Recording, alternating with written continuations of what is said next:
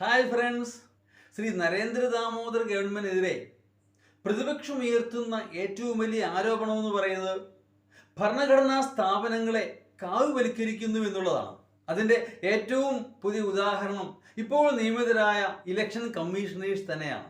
New Indian express ഉൾപ്പെടെയുള്ള മുഖ്യധാരാ മാധ്യമങ്ങൾ റിപ്പോർട്ട് ചെയ്ത് ശരിയാണെങ്കിൽ റിട്ടയേർഡ് IAS ഉദ്യോഗസ്ഥനായ ശ്രീ ജ്ഞാനേഷ് കുമാറിൻ്റെ പൂർവ്വചരിത്രം നമ്മൾ അറിഞ്ഞിരിക്കേണ്ടത് തന്നെയാണ്. നമ്പർ 1, ആർട്ടിക്കിൾ 370 ജമ്മു കാശ്മീരിനുള്ള പ്രത്യേക പദവി അത് നീക്കം ചെയ്യുമ്പോൾ ആഭ്യന്തര മന്ത്രാലയത്തിലെ ജമ്മു കാശ്മീർ ഡെസ്കിലെ ഒരു ജോയിന്റ് സെക്രട്ടറി ആയിരുന്നു ശ്രീ ജ്ഞാനേഷ് കുമാർ.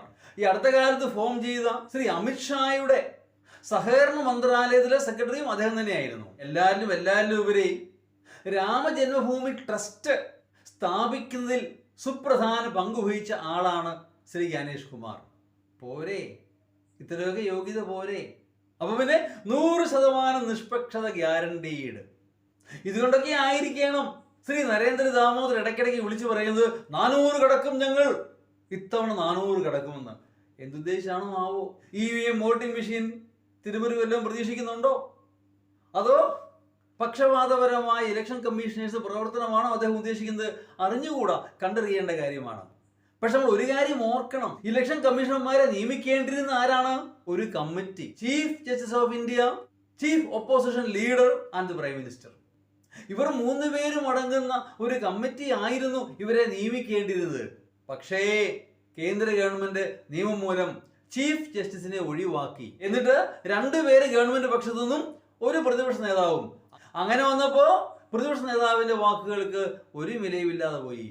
അങ്ങനെ ഏകപക്ഷീയമായ നിയമനം നടന്നു. അങ്ങനെ മറ്റൊരു ഭരണഘടനാ സ്ഥാപനം കൂടി കാവുവൽക്കരിക്കപ്പെട്ടിരിക്കുന്നു. അദ്ദേഹം IAS ജോലിയിൽ ഇരുന്നപ്പോൾ ചെയ്ത മഹത് കാര്യങ്ങൾക്ക് പ്രതിഫലമാവുകയും ചെയ്തു. അതാണ് ഇവിടെ സംഭവിക്കുന്നത്. ഉദ്ദിഷ്ട കാര്യത്തിന് ഉപകാരസ്മരണ. ഇലക്ഷൻ കമ്മീഷണർ പോസ്റ്റ് മാത്രമാണോ? മറ്റെല്ലാ പോസ്റ്റുകളും ഇങ്ങനെ ഏകപക്ഷീയമായി ഗവൺമെന്റ് വൽക്കരിക്കപ്പെട്ടിരിക്കുകയാണ്. ഇപ്പൊ ലേറ്റസ്റ്റ് എക്സാമ്പിൾ എന്ന് പറയുന്നത് EDയുടെ കാര്യം തന്നെയാണ്. ഡൽഹി ഉപമുഖ്യമന്ത്രിയായിരുന്ന മനീഷ് സിസോദിയ മുതൽ ഇങ്ങ് തെലങ്കാനയിലെ ചന്ദ്രശേഖർ റാവുവിന്റെ മകൾ കവിത വരെ ഇപ്പോൾ ജയിലിലാണ്.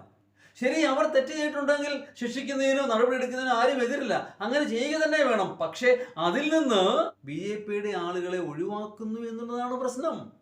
തിരഞ്ഞു പിടിച്ചാക്രമിക്കുന്നു. ഈ അടുത്തയിടെ കോൺഗ്രസിലെ ഒരു MLA രാജിവെച്ച് BJP പോകാൻ കാരണം അവർക്കെതിരെ EDയുടെ നോട്ടീസ് വന്നു. അന്വേഷണം ഉടനെ ഉണ്ടാവും, അറസ്റ്റും ഉണ്ടാവും.